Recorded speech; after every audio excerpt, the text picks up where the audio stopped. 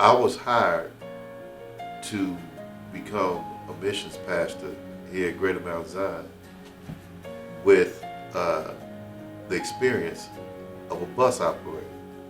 And I think that really speaks volumes to who God is. You know what I'm saying? Because one of the things that we look at, you see Peter, you talk about a fisherman. You know, so it's about identifying the gifts that's inside of a person and being able to disciple that person to use those same gifts for God. So for me, one of the things that I was blessed to do was I helped to teach brotherhood and those older guys that they're not even living anymore. Brother Houston, you know, and I think during that time Deacon Bates, you know, gave me the opportunity to teach in the brotherhood. And I'll never forget this statement.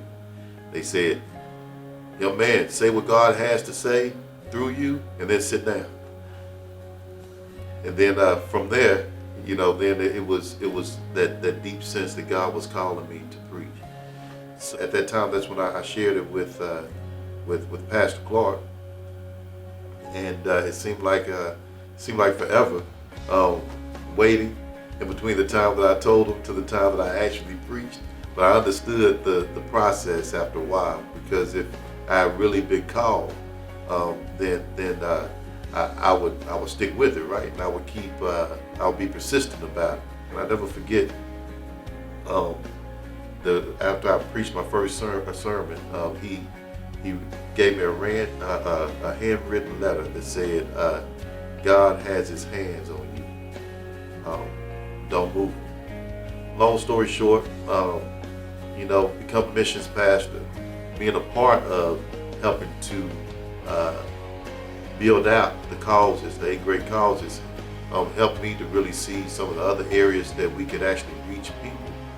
And I think that's where, you know, with Kim quitting her job and starting life anew, you know, I was able to see some of the things that were going on with life anew, where my gifts and talents could actually enhance what was going on with it. And so I think that's what Greater has provided. You know, they've been able to not only pour into life anew financially, but I think the wisdom that I get from being able to come back and talk to people here at Greater Mount Zion has helped out a lot.